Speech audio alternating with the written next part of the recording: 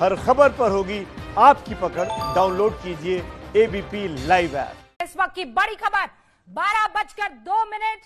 रिया क्या आज गिरफ्तार हो सकती है? भाई शोविक अंदर। अब क्या रिया का नंबर? भाई शोविक को ड्रग्स के केस में गिरफ्तार किया गया है। धारा लगी 20B, 28 और 29 एनडीपीएस एक्ट की।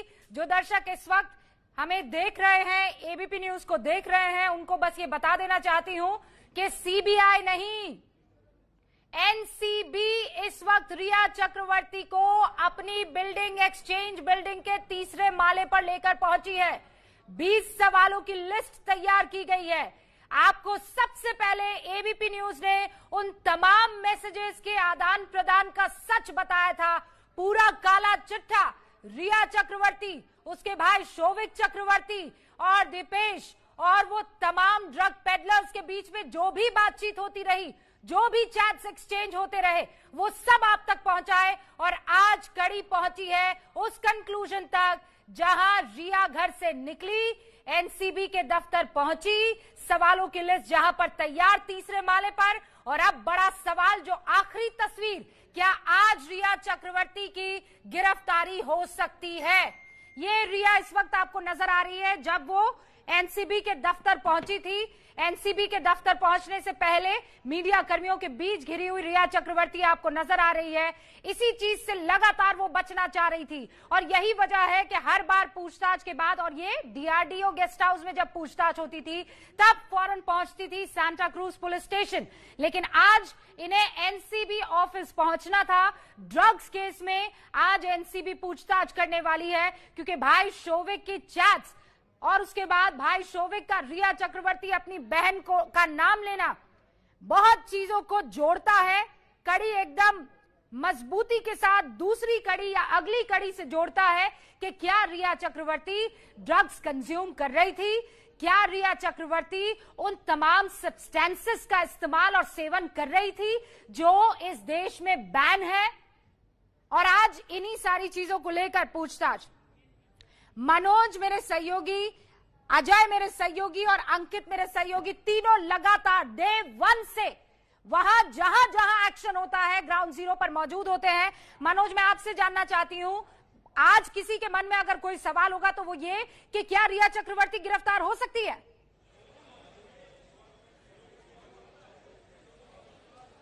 जी बिल्कुल, देखिए अभी इस बात को कह देना कि रिया चक्रवर्ती गिरफ्तार हो सकती है बहुत ज्यादा जल्दबाजी रहेगा, क्योंकि रिया चक्रवर्ती अभी यहां पर पहुंची हैं।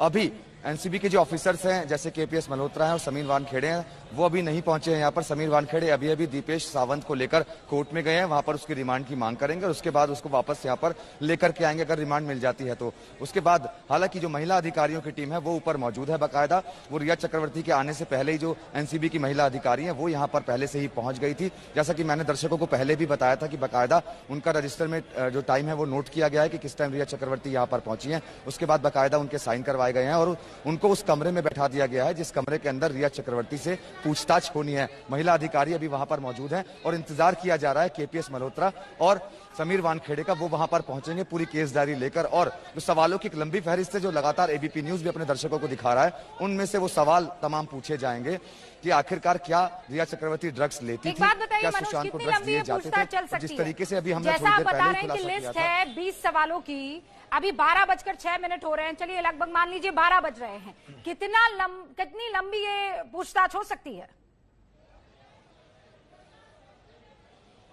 जी बिल्कुल, देखिए रूबिका, पूछताछ काफी लंबी चलने वाली है क्योंकि सवाल जो है काफी लंबे सवाल हैं और जो सिर्फ सवाल जो बनाए गए हैं वो आपको बता दूं कि शोभिक के बयान के आधार पर, इसके अलावा जो मिरांडा है उसके बयान के आधार पर और दीपेश सावंत को जो अब गिरफ्तार किया गया है उसके बयान के आधार पर सवालों को तैयार किया गया है। जिस तरीके से शोभिक ने ये बयान दिया कि रिया चक्रवर्ती। मुझे एक चीज बता दीजिए, आप ये कह रहे हैं कि ये दोनों ऑफिसर्स जो पूछताछ करेंगे वो अभी ईडी के, माफ कीजिएगा, एनसीबी के दफ्तर नहीं पहुंचे, दे ऑन द वे।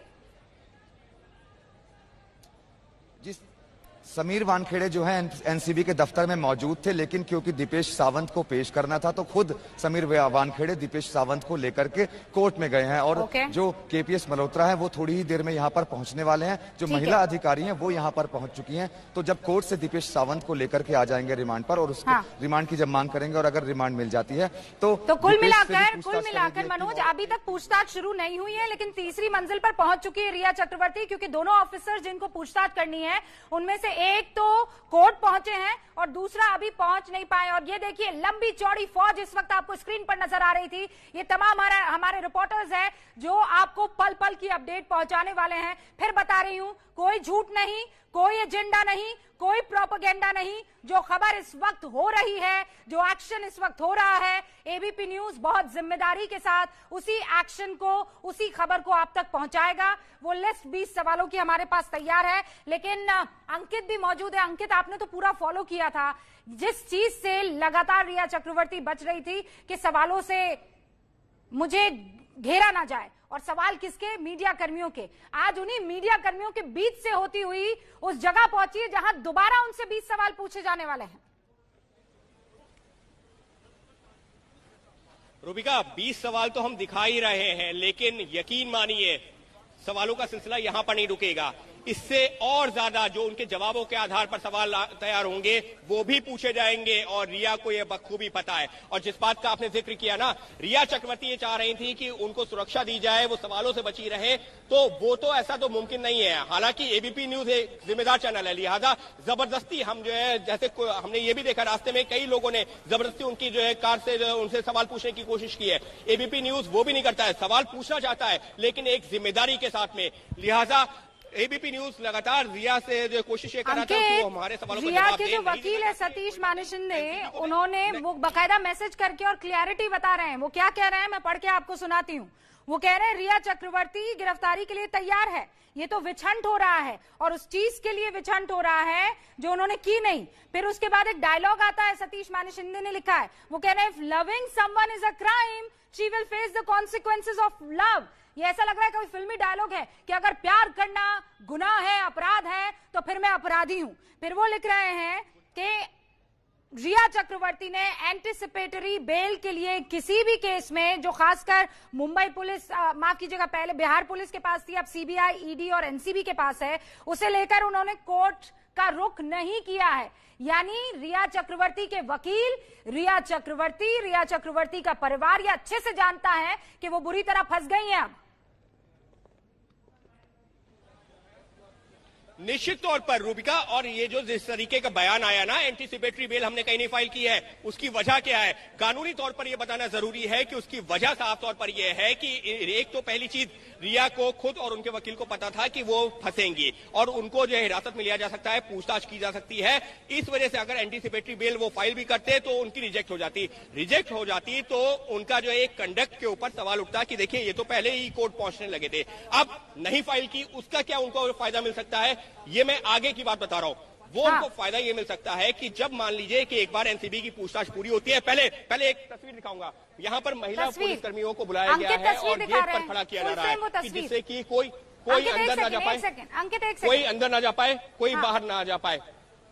अंकित वो तस्वीर दोबारा दिखाइए। अंकित कोई तस्वीर दिखाए। हाँ अंकित, आप बताइए, आप दिखाइए। ये जो महिला पुलिस कर्मियों को गेट के बाहर खड़ा कर दिया गया है, अमूमन इससे पहले ऐसा नहीं हो रहा था। लेकिन रूबिका, जिसमें कानूनी पहलू की बात कर रहा था ना, वो कानूनी पहलू ये है कि अगर जब एक बार रिया को हिरासत में लिया जाता है, गिरफ्तार किया जाता है, अगर ऐसी पॉसिबिलिटीज बनती है और उसके बाद में जब पूछताछ पूरी हो जाती है, उनको न्यायिक हिरासत में भेजने की बारी आती है, तो फिर बेल जब लगाएंगे, वो अदालत में जमानत याचिका लगाएंगे, तो ये कहेंगे कि देखिए हम तो पूरा कॉपरेट कर रहे थे, हम तो भाग ही नहीं रहे थे, हमने अग्रिम जमानत याचिका भी नहीं लगाई थी, लिहाजा इस आधार पर हमको जमानत दे दी जाए। तो ये आज की सोच नहीं है, ये आगे किस तरीके से तैयारी करनी है उसके लिए ये चीजें तैयार की गई थी। और अब ये बताया जा रहा है कि देखिए हम तो भाग नहीं रहे हैं, हमने अग्रिम जमानत याचिका नहीं लगाई। तो अगर ये कहा जाए कि ये उनकी कानूनी रणनीति है तो कहना गलत नहीं होगा, लेकिन फिलहाल पेश ऐसे किया जा रहा है जैसे कि एक इमोशनल कार्ड कि प्यार करना गुनाह है तो हाँ मैं अपराधी हूँ, इस तरीके का इमोशनल कार्ड। अंकित, एक इमोशनल कार्ड खेलने की कोशिश हुई है ये जानते हुए कि एंटिसिपेटरी बेल लेने की कोशिश की तो मिलेगी नहीं। अब ये तमाम वो सवाल हम चाहते हैं रिया से जो आज पूछे जाने वाले हैं आप तक पहुंचा दे। ये हमारे पास लिस्ट है प्रभावित जो प्रोबेबल सवाल उनसे पूछे जा सकते हैं। मनोज कुछ जानकारी दे रहे हैं, उसके बाद इन सवालों से आपको रूबरू करवाऊंगी। मनोज, क्या बताना चाह रहे हैं आप? रूबी का एक बड़ी खबर मैं आपको बताना चाहता हूं। एक जो हमारे सूत्र हैं उनसे हमारी बातचीत हुई और हमने उनसे पूछा कि क्या आज रिया को गिरफ्तार किया जाएगा, तो उनका साफ तौर पर यह कहना है कि वो डिपेंड करता है क्रॉस एग्जामिनेशन पर।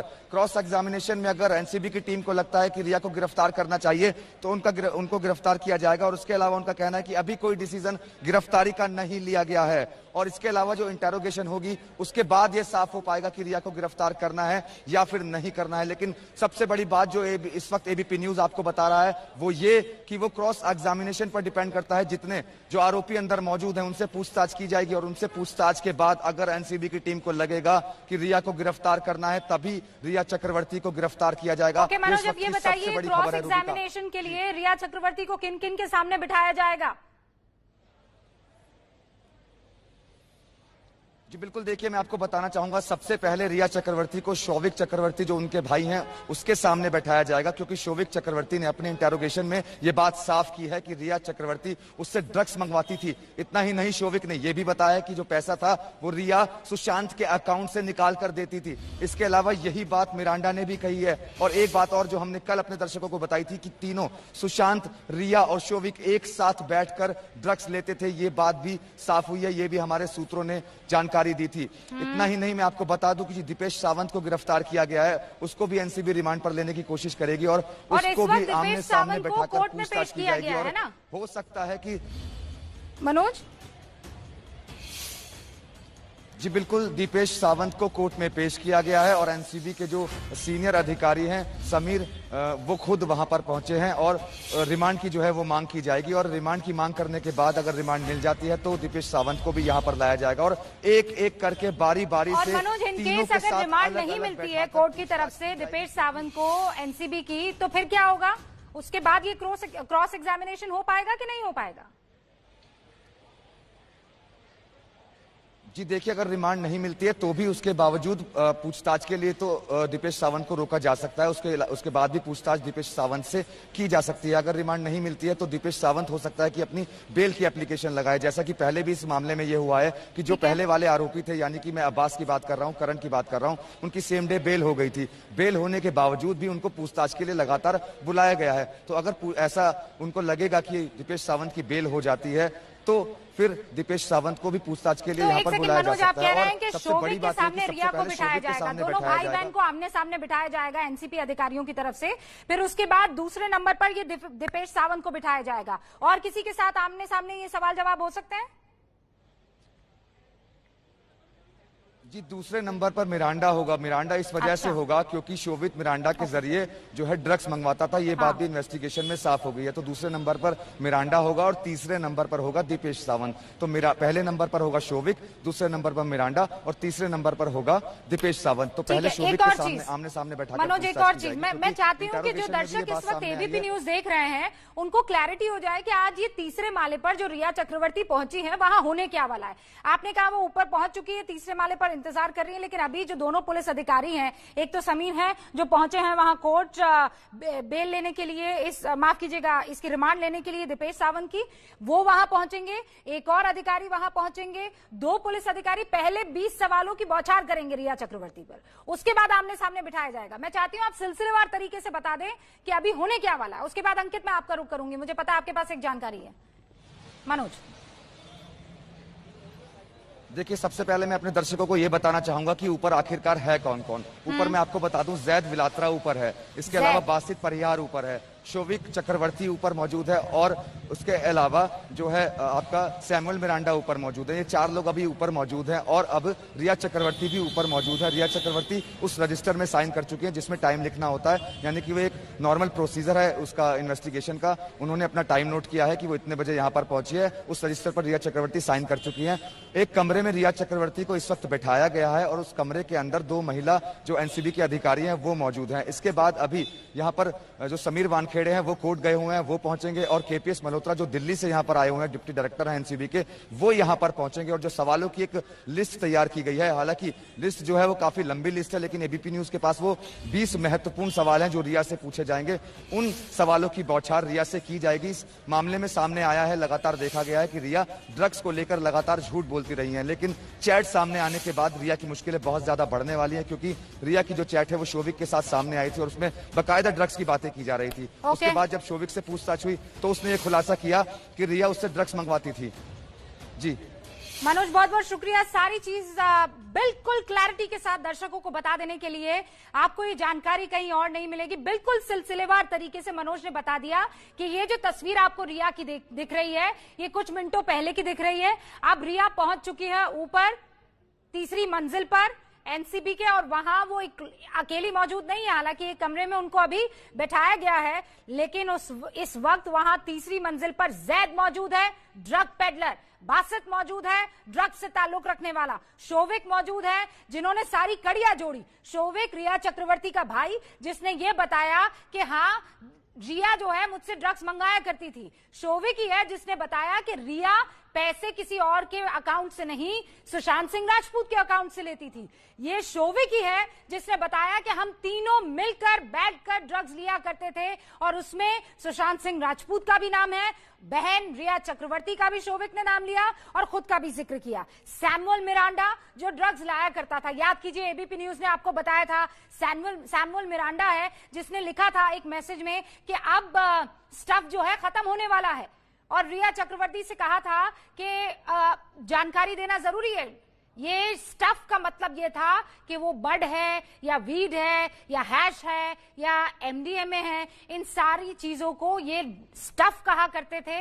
तो स्टफ अब खत्म होने वाला है, रिया चक्रवर्ती को इस बारे में सूचित किया जाता है, और इसीलिए सैमुअल भी इस वक्त ऊपर वहां मौजूद है एनसीबी के ऑफिस में 3rd फ्लोर पर, जहां क्रॉस एग्जामिनेशन में सैमुअल को बिठाया जा सकता है। रिया खुद वहां पर इंतजार, ये देखिए ये तस्वीर आपके सामने, गिरफ्तार हो चुका है सैमुअल मिरांडा, अब एनसीबी के 3rd फ्लोर पर इंतजार कर रहा है। शोविक चक्रवर्ती वहीं पर है, अरेस्टेड है, वो इंतजार कर रहा है। दीपेश सावंत इस वक्त इसे कोर्ट ले जाया गया है, समीर वानखेड़े उनके साथ मौजूद है, रिमांड लेना चाहते हैं। रिया चक्रवर्ती अभी गिरफ्तार नहीं हुई है, लेकिन ईडी के दफ्तर में माफ कीजिएगा एनसीबी के दफ्तर में इस वक्त इंतजार कर रही हैं, और इनको भी आज उन सारे सवालों को झेलना पड़ेगा, उन सारे सवालों का जवाब देना पड़ेगा जो सैमुअल से पहुंचे गए, शोविक से पूछे गए, सैमुअल से पूछे गए, और ये वो सारे चेहरे हैं जो सीधे तौर पर सुशांत सिंह राजपूत की मौत में आरोपी हैं। सुशांत सिंह राजपूत को लेकर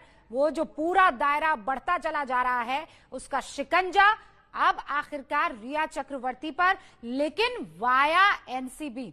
हमारे सहयोगी अंकित हमसे कुछ जानकारी शेयर करना चाह रहे हैं। अंकित, आप क्या बताएंगे? रूबिका, जो मनोज ने जानकारी दी थी उसी में मैं एक चीज जोड़ना चाहूंगा कि एनसीबी की तरफ से ये जो कहा गया है कि अभी हम पहले पूछताछ करेंगे, क्रॉस एग्जामिनेशन करेंगे, उसके बाद में तय करेंगे, वो इस वजह से महत्वपूर्ण है क्योंकि अगर एनसीबी ये कहती कि नहीं इनके खिलाफ हमको सबूत मिल गए, हम गिरफ्तार कर रहे हैं, तो वो एक जो है कानूनी ग्राउंड बना सकते थे रिया के वकील। कैसे? वो ये कहते हैं कि देखिए एनसीबी तो एक प्री माइंडसेट के साथ में बिना पूछताछ किए इसको सीधे ऐसे गिरफ्तार कर लिया कि यही आरोपी है, इसके खिलाफ सबूत है, लेकिन बिना पूछताछ किए, यानी कि एक जो है प्री माइंडसेट के साथ में ये कार्रवाई की गई है और उसको चैलेंज किया जा सकता था कोर्ट में। लिहाजा एनसीबी का ये कहना, एक कानूनी पहलू उसका ये भी है कि फिलहाल पूछताछ की जाएगी, नियमों के तहत पूछताछ होगी, क्रॉस एग्जामिनेशन होगा, और उसके बाद में जैसा अगर सपोर्ट नहीं करेंगी तो फिर आगे की कार्रवाई होगी। पहली चीज। दूसरी चीज जो मनोज ने जानकारी दी है उसी में मैं थोड़ी सी और जोड़ना चाहूंगा। जैसी अभी मुझे जानकारी मिली है कि पहले अभी क्रॉस एग्जामिनेशन तक बात नहीं पहुंचेगी, आमने सामने बैठाने पर बात नहीं पहुंचेगी, वो एक दूसरी स्टेज होगी। उससे पहले जो हम लगातार अपने दर्शकों को सवाल दिखा रहे हैं ना, पहले वो पूछे जाएंगे, एक एक करके वो सवाल पूछे जाएंगे, उनका जवाब लिया जाएगा। उसके बाद में उनके जवाब के आधार पर जो सप्लीमेंट्री क्वेश्चंस होंगे वो पूछे जाएंगे, उनका जवाब लिया जाएगा, और जो जवाब रिया देंगी वो नोट कर लिया जाएगा। उसके बाद में वो कड़ी आएगी जब उनको जो है अपने भाई जो शौविक के सामने बैठाया जाएगा, सैमुअल मिरांडा के सामने बैठाया जाएगा और कहा जाएगा देखिए आपने ये बताया था, इन्होंने ये बताया है, अब इस पर आपका क्या कहना है। तो वहां पर जब दोनों चीजों का अंकित जैसे 12 बजे का हमने शो शुरू किया, मैंने आपसे 3 सवाल पूछे, 3 सवाल के जवाब वहां अजय से पूछे, अजय ने जवाब दे दिया, मनोज से पूछे, मनोज ने जवाब दे दिया। यानी आधे घंटे के इस बुलेटिन में हमने बहुत सारे सवाल पूछे, बहुत सारे सवालों के जवाब आ गए। लेकिन मुझे नहीं लगता कि वो 20 सवाल वहां रिया से पूछे जाएंगे और वो आधे घंटे में खत्म हो जाएंगे। ये प्रोसीजर तो नहीं है, आई एम श्योर इसमें लंबा चौड़ा वक्त लगेगा। फिर उन सवालों के बाद आप कह रहे हैं सप्लीमेंट्री सवाल, फिर और ज्यादा टाइम। बिल्कुल नहीं रूबिका, निश्चित तौर पर रूबिका, क्योंकि यहां पर जो है रिया के दिमाग में भी बहुत कुछ चल रहा होगा। मान लीजिए एक उदाहरण के तौर पर उनसे एक सवाल पूछा जाता है कि अगर सुशांत और शौविक का अच्छा रिश्ता था तो आपने पैसा क्यों दिया। रिया एक जवाब देंगी कि सुशांत ने मेरे से कहा था। तो ये होगा कि अच्छा तो सुशांत ने अगर आपसे कहा था तो फिर क्या आप जो है लगातार उसका जो ट्रांजैक्शन हैंडल कर रहे थे, क्या जिन लोगों का नाम आ रहा है उनके बारे में सुशांत को पता था। इस तरीके के उनके एक जवाब के आधार पर 2-3 नए सवाल खड़े होंगे। इसी वजह से भले ही अभी हम 20 सवालों की लिस्ट दिखा रहे हैं, मनोज खुद कह रहे हैं कि ये कुछ सवाल हैं जो कि महत्वपूर्ण सवाल हैं, उसके अलावा भी सवाल होंगे और जो सवाल जो टोटल सवाल होंगे उसके अलावा यकीन मानिए कम से कम उसके जो दोगुने सवाल पूछे जाएंगे जो अभी लिस्ट तैयार हुई है, क्योंकि रिया के जवाब के आधार पर वो सवाल तैयार किए जाएंगे। और रिया को फंसाने के लिए और सोशल मीडिया पर कह रहे हैं कि एबीपी न्यूज को वो सवाल दिखाने चाहिए जो आज रिया चक्रवर्ती से पूछे जा सकते हैं, जिनका जिक्र आप और अंकित लगातार कर रहे हैं। तो एक बार मैं दर्शकों को बता देती हूँ कि वो 20 सवाल कौन से हैं। रिया चक्रवर्ती से पहला सवाल यही हो सकता है कि ड्रग्स को लेकर व्हाट्सएप पर किससे आपकी बात हुई थी। फिर उसके बाद पूछेंगे खुद ड्रग्स लेती हैं, कौन से ड्रग्स लेती हैं आप।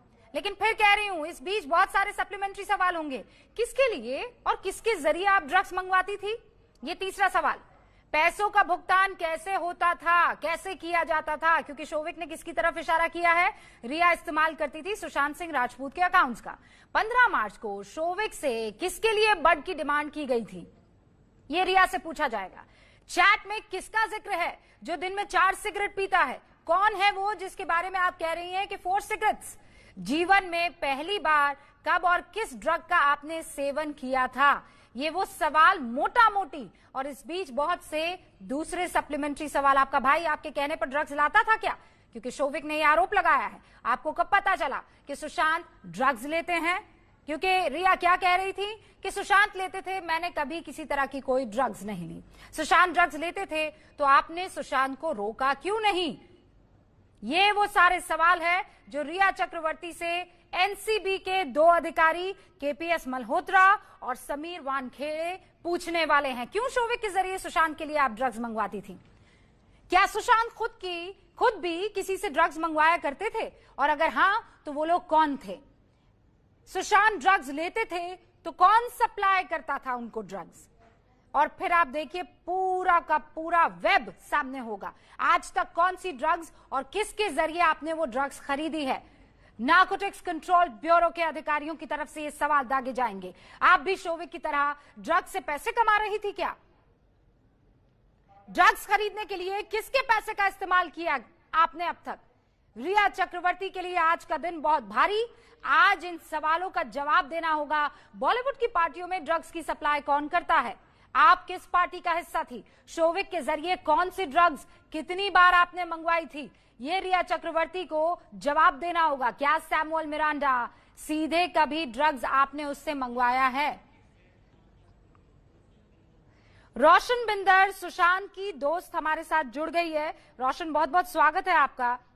पहला सवाल तो यही कि क्या आज आपको लगता है कि वो सारी चीजें क्लियर हो जाएंगी, क्योंकि ये तो एक दूसरे से मिलते हुए नुक्ते हैं ना, कि ड्रग्स मंगवाती थी रिया मंगवाती थी पैसों का इस्तेमाल करके सुशांत सिंह राजपूत के, भाई उसमें इन्वॉल्व था, भाई पैसे कमाता था ड्रग्स को इधर उधर पहुंचाकर।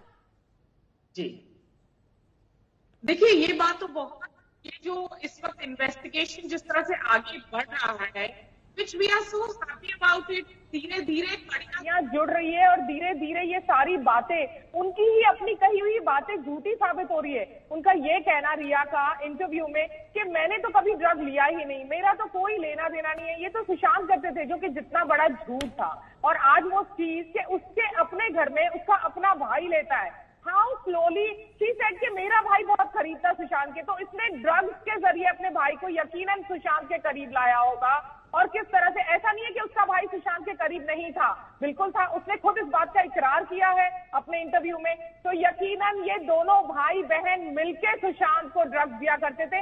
और सिर्फ सुशांत को ही नहीं, ये इंडस्ट्री के जितने लोग जो अभी रिया के सपोर्ट में आ रहे हैं, ये यकीनन इसी वजह से सपोर्ट में आ रहे होंगे ताकि उनकी पोल खुल नहीं जाए। जिस तरह से अभी शौविक का नाम आया है और फिर शौविक के जरिए रिया का नाम आया है, उसी तरह रिया के जरिए और कई लोगों का नाम आएगा। तो वो खुद को बचाने के लिए रिया की क्लीन इमेज दिखा रहे हैं, रिया को एक भोली भाली मिडिल क्लास लड़की दिखा रहे हैं। ये भोली भाली मिडिल क्लास लड़की ड्रग्स खरीदती है, ये बॉडी वाली मिडिल क्लास लड़की ड्रग्स में डील करती है। ड्रग्स कोई बहुत सस्ती चीज नहीं है, तो इस मिडिल क्लास फैमिली के पास ये ड्रग्स के पैसे कहां से आते हैं? तो ये बात भी बहुत क्लियर हो जाती है कि रिया सुशांत के पैसों का इस्तेमाल कर रही थी और इन सब गलत चीजों के लिए कर रही थी। सुशांत के परिवार का ये कहना कि उसे धीरे धीरे जहर दिया जा रहा था, यही है वो जहर। जहर डज नॉट मीन कोई टिपिकल पॉइजन, ये ड्रग्स, यही है वो जहर। वो लोग इंडस्ट्री के जो ये कह रहे हैं ना कि ड्रग्स बुरी चीज नहीं है, गांजा बुरी चीज नहीं है, ये वो बुरा नहीं है, अमेरिका में सब लोग लेते हैं, तो अमेरिका में लेते हैं, इसका मतलब हमारे जो हिंदुस्तान के यूथ है, जो वेस्टर्न कल्चर को फॉलो करते हैं, तो ये लोग उन्हें गलत तरह से इंस्पायर कर रहे हैं। नार्कोटिक्स ब्यूरो शुड डेफिनेटली यकीनन इन लोगों से भी सवाल करना चाहिए जो नेशनल टेलीविजन पे आके इस तरह की बातें कह रहे और हमारी पीढ़ी। पर रोशन, मुझे पूरा यकीन है कि आपको इस बात का एहसास है कि 3 अलग अलग एजेंसियां इस वक्त सुशांत सिंह राजपूत के केस को डील कर रही हैं और सुशांत सिंह राजपूत पर से नहीं, जैसे ईडी जो है वो पैसे के लेन देन को या उसमें कोई अनियमितता आई है तो उसे डील कर रही हैं, वो अलग मामला है क्योंकि उसमें 15 करोड़ का जिक्र सुशांत के पिता ने किया था। यार मियां, एक सेकंड रोशन, मैं ये कह रही हूँ कि आज जो एनसीबी के अधिकारी पूछताछ कर रहे हैं वो ड्रग्स के सिलसिले में कर रहे हैं। आपको लगता है कि इन सारी चीजों से हम उस कंक्लूजन पर पहुंचेंगे कि आखिर सुशांत सिंह राजपूत के साथ हुआ क्या? बिल्कुल बिल्कुल पहुंचेंगे, क्योंकि हमारे सामने इस लड़की ने अपना जो एक कैरेक्टर, एक जो अपनी इमेज बनाई इंटरव्यूज के जरिए और इसके सो कॉल्ड। एक सेकंड रोशन, मैं आपको रोक रही हूँ। मेरे 3 सहयोगी इस वक्त वहां एनसीबी के ऑफिस में मौजूद हैं और वहां कुछ हलचल होने लगी है क्योंकि हम इंतजार कर रहे हैं समीर वानखेड़े कोर्ट से वापस पहुंचेंगे और उसके बाद रिया से पूछताछ शुरू होगी। जानकारी मैं मनोज आपसे चाहती हूँ, कोर्ट से क्या खबर आ रही है? क्योंकि देखिए लगभग कुछ 30 मिनट तो हो ही चुके हैं रिया चक्रवर्ती को ऊपर पहुंचे, क्या पूछताछ शुरू हुई है कि नहीं हुई है?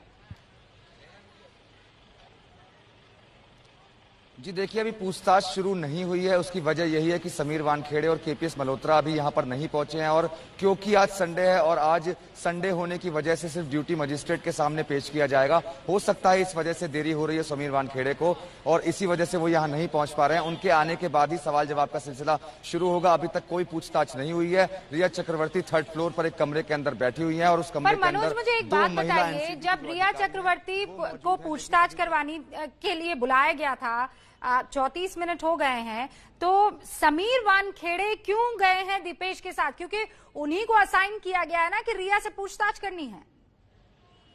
क्या कोई और अधिकारी नहीं जा सकता था? ये सिर्फ एक सवाल है जो जहन में उठा है, मुझे लगता है इसका जवाब मिलना चाहिए। जी बिल्कुल, देखिए समीर वानखेड़े इस वजह से गए हैं और कोई पहली बार नहीं गए हैं, वो आज ही नहीं गए हैं। जितने भी आरोपियों की पेशी हुई है उस हर पेशी में समीर वानखेड़े जो है वो पहुंचे हैं वहां पर, क्योंकि जो रिमांड के ग्राउंड्स हैं वो जब पूछे जाते हैं तो समीर वानखेड़े खुद कई बार उन का जवाब जो है जज को देते हैं और इस वजह से समीर वानखेड़े चाहते हैं कि रिमांड जरूर मिल जाए, क्योंकि जो पुलिस के पास साक्ष्य मौजूद हैं, जो सबूत मौजूद है, उसी के आधार पर रिमांड ली जाती है और कोर्ट जो है उसी के आधार पर रिमांड देता भी है। और क्योंकि ये एक बहुत बड़ा केस है, पूरे देश की नजरें इस पूरे केस पर है, तो कोई भी चुप जो है एनसीबी नहीं करना चाहती है। इसी वजह से समीर वानखेड़े, क्योंकि एक सीनियर अधिकारी हैं, वो खुद कोर्ट में पहुंचे हैं। जी ठीक है, आप ये कह रहे हैं कि संडे का दिन है और इसीलिए थोड़ा और वक्त लग सकता है और उसके बाद ही पूछताछ वहां शुरू होगी। अंकित, दो ही अधिकारी हैं, केपीएस मल्होत्रा और समीर वानखेड़े, जिनको यह असाइन किया गया है कि आप रिया चक्रवर्ती से बातचीत या सवाल और पूछताछ जो है शुरू करेंगे। केपीएस मल्होत्रा अभी पहुंचे हैं कि नहीं पहुंचे हैं वहां पर? जी, ये जानकारी मनोज बेहतर दे पाएंगे क्योंकि मैं जो है रिया के साथ साथ आया था। अगर उससे पहले पहुंचे हो तो क्या नहीं सकता। मैं सवाल ये पूछ लेती हूँ, फिर अंकित आप अपनी बात रखिएगा। बस एक सेकंड। मनोज, केपीएस मल्होत्रा पहुंचे कि नहीं?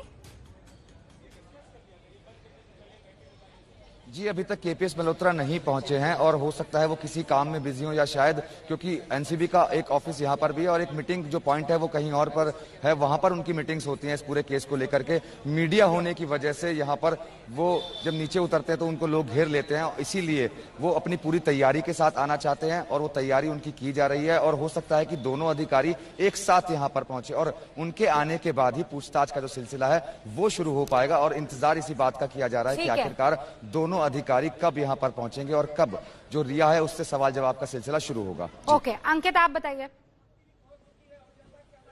जी, आपने जो मनोज से सवाल पूछा था ना कि आखिर जो समीर वानखेड़े यहाँ पर क्यों नहीं है और क्यों वो दीपेश के साथ गए हैं, उस सवाल का जवाब आपने जो कुछ देर पहले एक सवाल पूछा था कि व्हाट इफ, मतलब अगर जो है दीपेश की कस्टडी नहीं मिलती है तो क्या। तो इससे पता चलता है कि एनसीबी कितनी जो है ज्यादा कोशिश कर रही है कि दीपेश की कस्टडी उनको मिले, यानी कि एनसीबी की हिरासत में भेजा जाए। और इस वजह से अक्सर जब भी जो कोर्ट की कार्रवाई होती है, कोर्ट की तरफ से सवाल पूछा जाता है कि ठीक है, अगर ड्रग का मामला है, इसके पास में आप ये खुद कह रहे हैं कि इसके पास में लिमिटेड जानकारी है, तो ठीक है, इसको जमानत दे देते हैं, इसको कस्टडी में लेने की क्या जरूरत है, इसको न्यायिक हिरासत में भेज देते हैं। तो वहां पर जांच अधिकारी का रोल काफी महत्वपूर्ण हो जाता है क्योंकि वो कोर्ट को कन्विंस करते हैं नहीं, इस वजह से इसकी कस्टडी लेने की जरूरत है। और समीर वानखेड़े का वहां जाना यह दिखाता है कि एनसीबी हर हालत में ये सुनिश्चित करना चाहती है कि दीपेश सावंत की कस्टडी उसको मिले, जिससे कि जब रिया से जो है आमने सामने बैठाकर पूछताछ करने की बात हो तो ऐसा ना हो कि शौविक और उसके अलावा मुझे ये बताइए कि दीपेश सावंत क्यों इतना महत्वपूर्ण हो जाता है इस केस में, अंकित? वो इस वजह से क्योंकि अब तक जैसी जानकारी निकल के सामने आई है एनसीबी के सूत्रों के हवाले से कि वो अगर शौविक हो या सैमुअल मिरांडा हो, वो लोग खुद ड्रग्स वाले से ड्रग लेने नहीं जाते थे। अगर कोई उनसे ड्रग लेने जाता था तो वो है दीपेश सावंत। तो ऐसे में सैमुअल ने, अगर मान लीजिए एक उदाहरण मैं दे रहा हूं, एक चैट है रिया और सैमुअल के बीच में कि ठीक है आप ड्रग भिजवा दीजिए, तो ड्रग अगर आ गया तो ऐसा नहीं है कि रिया खुद लेने जाएगी या शौविक जाएगा, वो किसके थ्रू नीचे से ऊपर आएगा घर तक, वो आएगा दीपेश के थ्रू। और इस वजह से दीपेश का रोल इतना महत्वपूर्ण हो जाता है और ये शुरुआती जानकारी है। हालांकि कहा है शुरुआत में यह भी कहा गया कि अगर दीपेश जांच में सहयोग करेगा तो उसको अप्रूवर भी बनाया जा सकता है। वो भी सूत्रों के हवाले से जानकारी आई थी, आधिकारिक तौर पर नहीं, लेकिन सूत्रों के हवाले से ये सुनने में आया था या ये पता चला था कि दीपेश को अप्रूवर बनाया जा सकता है। लेकिन बाद में एनसीबी ने उसको अरेस्ट किया। क्यों? क्योंकि दीपेश भी जिस तरीके से सहयोग की अपेक्षा कर रही थी एनसीबी, उसने नहीं किया। और आज जब उसको रिमांड पे लेने के लिए या उसको जब कोर्ट में पेश किया जा रहा है, समीर वानखेड़े वहां गए हैं। उनका मकसद यही है कि अब दीपेश की एनसीबी को हिरासत मिले, यानी कि पुलिस कस्टडी या एनसीबी कस्टडी मिले, जिससे कि जब पूछताछ आगे बढ़ाई जाए, जब रिया से पूछताछ की जाए यहां पर, तो उस दौरान दीपेश को भी सामने बैठाला जा सके और पूछा जा सके कि आपको अगर ड्रग नीचे लेने के लिए भेजती थी तो क्या रिया भेजती थी, रिया जो है आपसे क्या क्या बातें करती थी, तो वो आमने सामने बैठा करके। और दीपेश का रोल इस मामले में इस वजह से भी महत्वपूर्ण है क्योंकि दीपेश वो जो शख्स है जो लगातार घर में रहता था। अगर हम बात करते हैं सैमुअल मिरांडा की, तो सैमुअल मिरांडा हाउस मैनेजर था, वो अक्सर जो कभी कभार यहाँ पर रहता था, नहीं रहता था। शौविक वो अपने घर में रहता था, लेकिन वो लगातार उसका आना जाना था। लेकिन दीपेश वहां पर काम करता था सुशांत के घर में, लिहाजा दीपेश लगातार वहां था, तो उसके पास कई अहम जानकारियां हो सकती हैं और इस वजह से इस पूरे मामले में दीपेश का रोल इतना इंपॉर्टेंट होता जा रहा है। जी रूबिका, मैं दर्शकों को बता देना चाहती हूं कि रिया से पूछताछ अभी होनी है। रिया चक्रवर्ती इस वक्त तीसरे फ्लोर पर एनसीबी दफ्तर के इंतजार कर रही हैं। रिया चक्रवर्ती के साथ वहां 4 और किरदार मौजूद हैं। लेकिन अब तक रिया चक्रवर्ती से पूछताछ शुरू नहीं हुई है, क्योंकि दोनों अधिकारी, इन्वेस्टिगेटिंग ऑफिसर्स वहां पर नहीं पहुंचे जिनको पूछताछ के लिए आज का दिन मुकर्रर किया गया है। वो दो अधिकारी है केपीएस मल्होत्रा जो दिल्ली से पहुंचे हैं, और दूसरे अधिकारी है समीर वानखेड़े जो इस वक्त वहां पर नहीं है, वो कोर्ट में मौजूद है। वो चाहते हैं कि दीपेश सावंत की जो रिमांड है वो एनसीबी को मिल जाए। 40 मिनट से ऊपर हो चुके हैं, रिया चक्रवर्ती इंतजार कर रही है। आज उनको कड़े सवाल एनसीबी के अधिकारी पूछेंगे, लेकिन हो सकता है कि इस वक्त दोनों अधिकारी नहीं पहुंचे हैं। फिर मैं बता दूं, अगर आपको कहीं किसी चैनल पर यह जानकारी मिल रही है कि रिया चक्रवर्ती से पूछताछ शुरू हो चुकी है, तो वो गलत है। पूछताछ अभी रिया चक्रवर्ती से शुरू नहीं हुई है।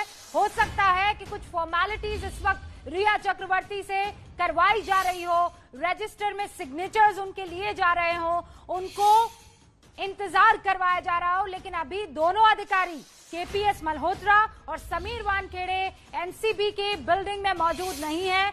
मनोज मेरे सहयोगी और डिटेल में आपको जानकारी दे देंगे।